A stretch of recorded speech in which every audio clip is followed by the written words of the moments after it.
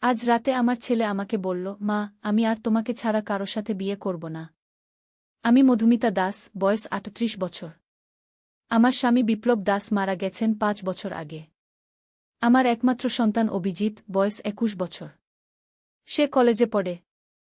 গতকাল থেকে তার আচরণ খুব অদ্ভুত লাগছে। সকালে নাশতা করতে বসে অভিজিৎ বলল, মা, তুমি খুব সুন্দর দেখাচ্ছ আজ গো। আমি হাসতে হাসতে বললাম, পাগল ছেলে, আমি তো তোমার মা। সে গম্ভীর হয়ে বলল, মা, আমি জানি তুমি আমার মা, কিন্তু তুমি একজন নারীও।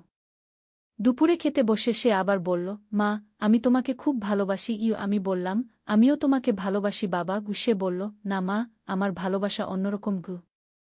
বিকেলে প্রতিবেশী শর্মা আন্টি এসে বললেন, মধুমিতা, তোমার ছেলে কিন্তু খুব ভালো। কাল আমাকে বলল, আন্টি, আমি মাকে খুব ভালোবাসি। আমি মায়ের সাথেই থাকব সারা জীবন। সন্ধ্যায় অভিজিৎ আমার কাছে এসে বসল। বলল, মা, আমার একটা কথা আছে। আমি বললাম, বলো বাবা। সে আমার হাত ধরে বলল, মা, আমি তোমাকে স্ত্রী হিসেবে চাই। আমি চমকে গিয়ে বললাম, কি বলছিস তুই? সে বলল, মা, আমি সিরিয়াস। আমি আর কোনো মেয়েকে ভালোবাসতে পারব না। শুধু তোমাকেই চাই।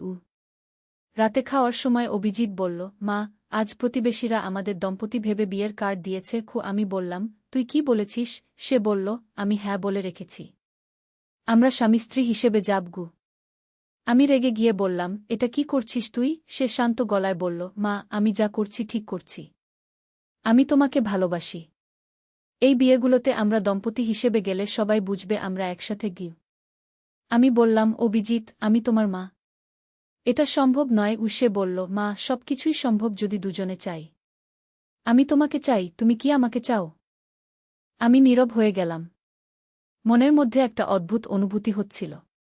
সত্যি বলতে কি, স্বামীর মৃত্যুর পর আমি খুবই একা। অভিজিৎ ছাড়া আমার কেউ নেই। অভিজিৎ আমার কাছে এসে বলল, মা, আমি জানি তুমিও একা। আমি জানি তোমারও কারো প্রয়োজন। আমি তোমার সবকিছু হতে চাই, ছেলে, বন্ধু, স্বামীগু।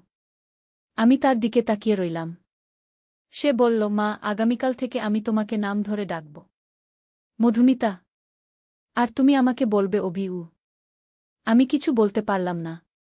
অভিজিৎ আমার গাল স্পর্শ করে বলল, মধুমিতা, আমি তোমাকে ভালোবাসি। সেই রাতে আমি ঘুমাতে পারলাম না। ভাবতে লাগলাম, এটা কি ঠিক? কিন্তু একই সাথে মনে হচ্ছিল, আমিও তো একা।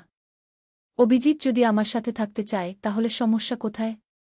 পরদিন সকালে অভিজিৎ আমার জন্য চা নিয়ে এল।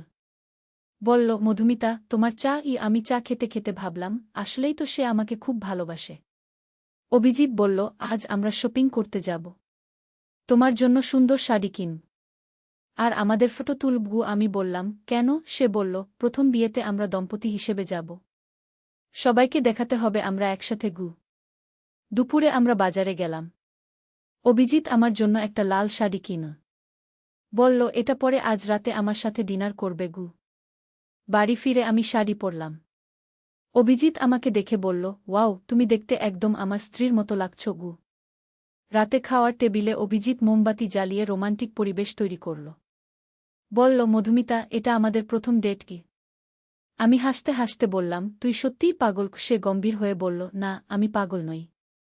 আমি তোমাকে ভালোবাসি বলেই এসব করছি। খাওয়ার পর অভিজিৎ আমার হাত ধরল। বলল, মধুমিতা, আমি তোমার সাথে বাকি জীবন কাটাতে চাই। তুমি আমার হয়ে যাবে? আমি তার চোখের দিকে তাকিয়ে দেখলাম সত্যিকারের ভালোবাসা। আমি ধীরে ধীরে বললাম, অভি, আমিও তোমাকে ভালোবাসি। সে আমাকে জড়িয়ে ধরল। বলল, মধুমিতা, আমি সবচেয়ে খুশি গু। পরের দিন থেকে আমাদের জীবন পাল্টে গেল। অভিজিৎ আমাকে নাম ধরে ডাকে। আমিও তাকে অভি বলি। প্রতিবেশীরা আমাদের দম্পতি মনে করে। আজ ৩ মাস হয়ে গেল। আমরা একসাথে বিয়েবাড়িতে যাই। সবাই আমাদের স্বামী-স্ত্রী বলে মনে করে। কেউ প্রশ্ন করে না। অভিজিৎ আমার খুব যত্ন নেয়া। আমার সব প্রয়োজনের কথা মনে রাখে। প্রতিদিন আমাকে বলে কতটা ভালোবাসে। আমিও এখন তার সাথে থাকতে ভালো লাগে। মনে হয় আমি আর একা নই। কেউ আছে আমার পাশে। গতকাল অভিজিৎ বলল, মধুমিতা, আমরা কি আসলেই একসাথে থাকতে পারি সারা জীবন? আমি বললাম, হ্যাঁ অভি, আমরা পারি। আজ সকালে ঘুম থেকে উঠে অভিজিৎ আমাকে বলল, মধুমিতা, আই লাভ ইউ। আমিও বললাম, I love you too Abhi. এভাবেই আমাদের নতুন জীবন শুরু হয়েছে। আমরা দুজন একসাথে, একা নই আর কেউ। আজ রবিবার। অভিজিৎ সকালে উঠেই বলল, মধুমিতা, আজ আমরা পার্কে যাব। হাতে হাত রেখে হাঁটবো। আমি বললাম, লোকে কি ভাববে? সে বলল, লোকে ভাববে আমরা দম্পতি। এটাই তো চাই। পার্কে গিয়ে দেখি অনেক দম্পতি হাঁটছে। অভিজিৎ আমার হাত ধরে বলল, দেখো মধুমিতা, আমরাও তাদের মতো। আমি লজ্জা পেলাম কিন্তু ভালো লাগল। একটা বেঞ্চে বসে আমরা আইসক্রিম খেলাম। অভিজিৎ আমার মুখ থেকে আইসক্রিম মুছে দিল। বলল, তুমি খাওয়ার সময় একদম বাচ্চাদের মতো। আমি হেসে বললাম, আমি তো তোমার চেয়ে 17 বছরের বড়। সে বলল, বয়স কোনো ব্যাপার না, ভালোবাসাই আসল। পার্ক থেকে ফেরার পথে অভিজিৎ বলল, মধুমিতা, আমাদের একটা ফটোশ্যুট করাতে হবে। আমি বললাম, কেন? সে বলল, আমাদের মেমোরি তৈরি করতে হবে। বাড়ি ফিরে দেখি প্রতিবেশী রহিম চাচা দাঁড়িয়ে আছেন। তিনি বললেন, মধুমিতা, তোমরা দুজন খুব সুন্দর লাগো। তোমাদের বিয়ে কবে হয়েছিল? অভিজিৎ তাড়াতাড়ি বলল, চাচা, আমরা তো নতুন বিয়ে করেছি। চাচা চলে যাওয়ার পর আমি অভিজিৎকে বললাম, তুই এসব কি বলিস? সে বলল, মধুমিতা, আমি তো মিথ্যে কিছু বলিনি। আমরা তো আসলেই নতুন সম্পর্কে আছি। সন্ধ্যায় অভিজিৎ আমার জন্য রান্না করল চিকেন কারি আর পোলাও। খেতে বসে বলল, মধুমিতা, আমি তোমার জন্য সারা জীবন রান্না করব। খাওয়ার পর আমরা টিভি দেখতে বসলাম। একটা রোমান্টিক মুভি চলছিল। অভিজিৎ আমার কাঁধে মাথা রেখে বলল, এই মুভির হিরো হিরোইনের মতো আমরাও। রাতে ঘুমানোর সময় অভিজিৎ আমার ঘরে এসে বলল, মধুমিতা, আমি তোমার সাথে ঘুমাব। আমি বললাম, না, এটা ঠিক হবে না। সে বলল, কেন? আমরা তো দম্পতি। আমি বললাম, অভি, এটা একটু সময় লাগবে। সে বুঝতে পেরে বলল, ঠিক আছে, আমি অপেক্ষা করব। পরের দিন সোমবার। অভিজিৎ কলেজ যাওয়ার আগে আমাকে জড়িয়ে ধরে বলল, মধুমিতা, আমি তোমাকে মিস করব। আমিও বললাম, আমিও তোমাকে মিস করব। দুপুরে অভিজিৎ কলেজ থেকে ফোন করল। বলল, মধুমিতা, আমি তোমার কথা ভাবছি। আমি বললাম, আমিও। বিকেলে অভিজিৎ বাড়ি ফিরে আমাকে একটা ফুলের তোড়া দিল। বলল, তোমার জন্য। আমি খুশি হয়ে বললাম, কি সুন্দর গো। সে বলল, মধুমিতা, আমি প্রতিদিন তোমার জন্য উপহার আনব। সন্ধ্যায় আমরা বাগানে বসলাম। অভিজিৎ আমার হাত ধরে বলল, মধুমিতা, আমি তোমাকে নিয়ে আমার ভবিষ্যতের স্বপ্ন দেখি। আমি বললাম, কি স্বপ্ন? সে বলল, আমি চাই আমরা একটা ছোট বাড়িতে থাকি। তুমি আমার জন্য রান্না করবে, আমি তোমার সব প্রয়োজন মেটাব। আমি মুগ্ধ হয়ে শুনলাম। সে আবার বলল, আর আমি চাই তুমি শুধু আমারই হয়ে থাকো। রাতে খাওয়ার টেবিলে অভিজিৎ বলল, মধুমিতা, আগামী সপ্তাহে আরও 2টো বিয়ে আছে। আমরা সেখানেও দম্পতি হিসেবে যাব। আমি বললাম, লোকে কিছু সন্দেহ করবে না তো? সে বলল, কেন করবে? আমরা তো সত্যিই একসাথে। আমি ভাবলাম, সত্যিই তো। আমরা একসাথে থাকি, একসাথে খাই, একসাথে সময় কাটাই। এটাই তো দাম্পত্য জীবন। মঙ্গলবার সকালে অভিজিৎ বলল, মধুমিতা, আজ আমি তোমাকে নিয়ে মার্কেটে যাব।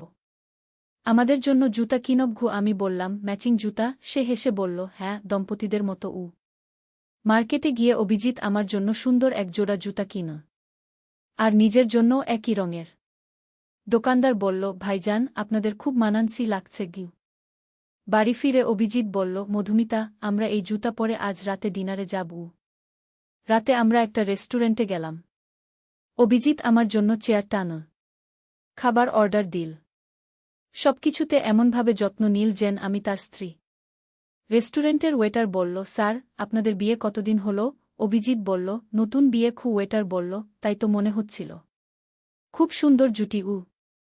বাড়ি ফিরে আমি অভিজিৎকে বললাম, আজ খুব ভালো লেগেছে। সে বলল, মধুমিতা, আমি চাই প্রতিদিন এভাবেই কাটুক। বুধবার সকালে অভিজিৎ বলল, মধুমিতা, আজ আমাদের ফটোশ্যুট। আমি বললাম, কোথায়? সে বলল, একটা স্টুডিওতে বুকিং দিয়েছি।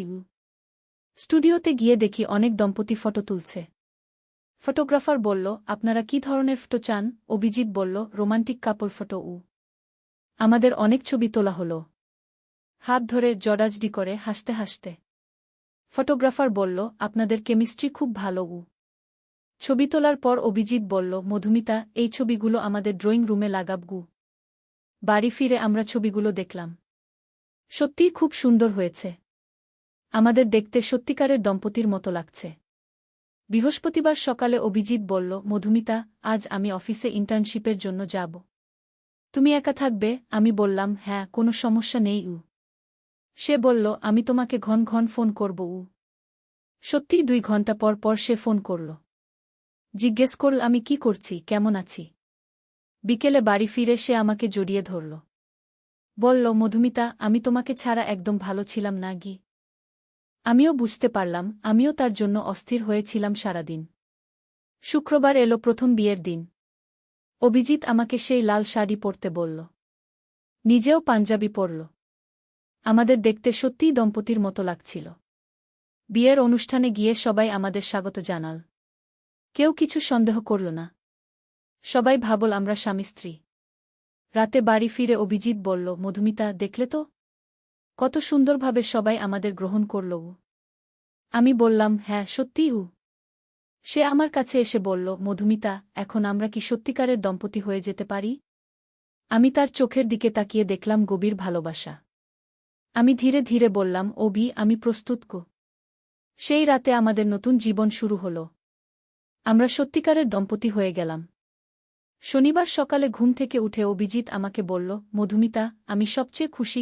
আমিও বললাম, আমিও অভি উ। এরপর থেকে আমাদের জীবন একদম পাল্টে গেল। আমরা সত্যিকারের স্বামী স্ত্রী হিসেবে জীবন কাটাতে শুরু করলাম। রবিবার সকালে অভিজিৎ আমাকে বিছানায় চা নিয়ে এলো। বলল, গুড মর্নিং মাই ওয়াইফ ও। আমি লজ্জা পেয়ে বললাম, অভি, তুই এত রোমান্টিক কেন? সে বলল, কারণ তুমি আমার স্ত্রী গু। সকালের নাস্তায় অভিজিৎ আমার প্রিয় পরোটা বানিয়েছে। বলল, মধুমিতা, এখন থেকে আমি প্রতিদিন তোমার পছন্দের খাবার বানাব গু। আমি বললাম, অভি, তোর পড়াশোনার কি হবে? সে বলল, পড়াশোনা তো করবই, কিন্তু তোমার যত্ন নেওয়াটা আমার প্রথম কাজ গ। দুপুরে অভিজিৎ বলল, মধুমিতা, আমার বন্ধুরা আজ বাড়ি আসবে। তাদের সামনে তুমি আমার স্ত্রী কু। আমি ঘাবড়ে গিয়ে বললাম, তারা কিছু সন্দেহ করবে না তো? সে বলল, না, আমি তাদের বলে রেখেছি আমি বিয়ে করেছি উ। বিকেলে 3 জন ছেলে এলো, রাহুল, সুমন আর তানভীর। অভিজিৎ আমাকে পরিচয় করিয়ে দিল, ওরা আমার বন্ধুরা। আর এই আমার স্ত্রী মধুমিতা গু। রাহুল বলল, ভাই, তুমি তো বলনি তোমার এত সুন্দর স্ত্রী গু। সুমন বলল, সত্যি, খুব লাকি তুমি। তানভীর বলল, আপা, আপনার বয়স কত? আমি একটু দ্বিধায় পড়লাম। অভিজিৎ তাড়াতাড়ি বলল, আরে এসব কি জিজ্ঞেস করিস? বুকে বয়স জিজ্ঞেস করতে নেই হু। সন্ধ্যায় বন্ধুরা চলে যাওয়ার পর অভিজিৎ বলল, মধুমিতা, দেখলে তো সবাই তোমাকে আমার স্ত্রী হিসেবেই মেনে নিল গ।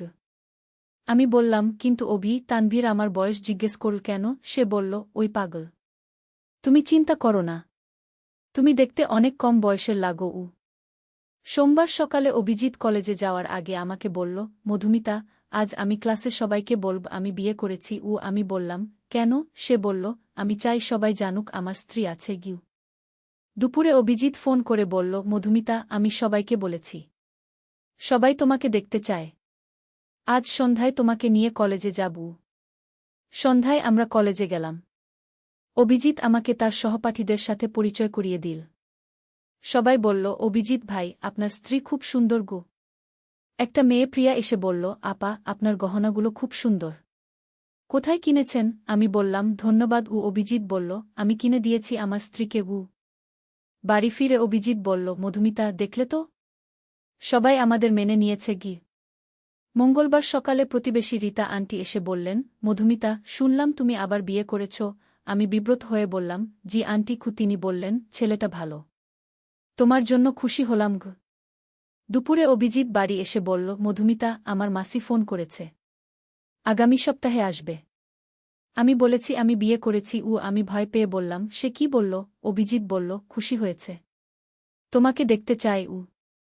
আমি বললাম, অভি, মাসি তো তোর বাবার বোন, সে আমাকে চিনে। কি বলবো? অভিজিৎ বলল, আমি সব ব্যবস্থা করে রেখেছি, তুমি চিন্তা করো না গে। বুধবার এলো দ্বিতীয় বিয়ের দিন। অভিজিৎ আমার জন্য নীল শাড়ি কিনে এনেছে। বলল, আজ তুমি এটা পরবে গু। বিয়েতে গিয়ে দেখি গতবারের মতোই সবাই আমাদের স্বাগত জানাচ্ছে। কনের মা এসে বললেন, আপনাদের দেখতে খুব মানানসই গু। খাওয়ার সময় একটা আন্টি এসে বললেন, বেটা, তোমাদের সন্তান হবে কবে? আমি লজ্জায় মাথা নিচু করলাম। অভিজিৎ বলল, আন্টি, আমরা নতুন বিয়ে করেছি, এখনো সময় আছে গু।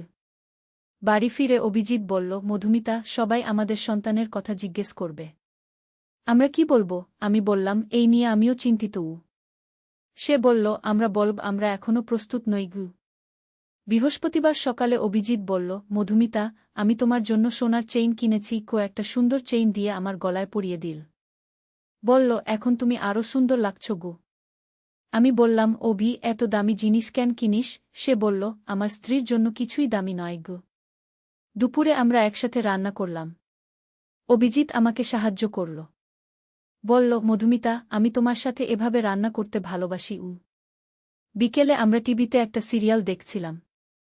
সেখানে একটা দম্পতির প্রেমের গল্প। অভিজিৎ বলল, মধুমিতা, তাদের মতো আমাদের প্রেমও সুন্দর গু। শুক্রবার সকালে অভিজিৎ বলল, মধুমিতা, আজ আমরা শপিং মলে যাব। তোমার জন্য সুন্দর পোশাক কিনব গু। মলে গিয়ে অভিজিৎ আমার জন্য অনেক পোশাক কিন। শাড়ি, সালোয়ার কামিজ, ব্লাউজ। বলল, আমার স্ত্রী সবসময় সুন্দর থাকবে গি।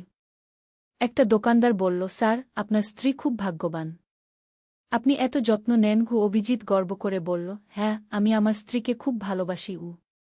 শনিবার সকালে অভিজিৎ আমাকে বলল, মধুমিতা, আগামীকাল আমার মাসি আসবে। তুমি কি পরবে? আমি বললাম, যা বলবি। সে বলল, কাল যে নীল শাড়ি পরেছিলে সেটা পরবে। আর চুল বেঁধে রাখবে গু। রবিবার দুপুরে মাসি এলো। তার নাম রুমা। বয়স 50-এর কাছাকাছি। অভিজিৎ বলল, মাসি, এই আমার স্ত্রী মধুমিতা গু। রুমা মাসি আমাকে দেখে বললেন, বুমা, তোমাকে দেখতে খুব ভালো গু। আমি সালাম দিলাম। তিনি বললেন, অভি, তোমার বাবা বেঁচে থাকলে খুশি হতো গু। খাওয়ার সময় মাসি বললেন, বুমা, তুমি রান্না খুব ভালো করো।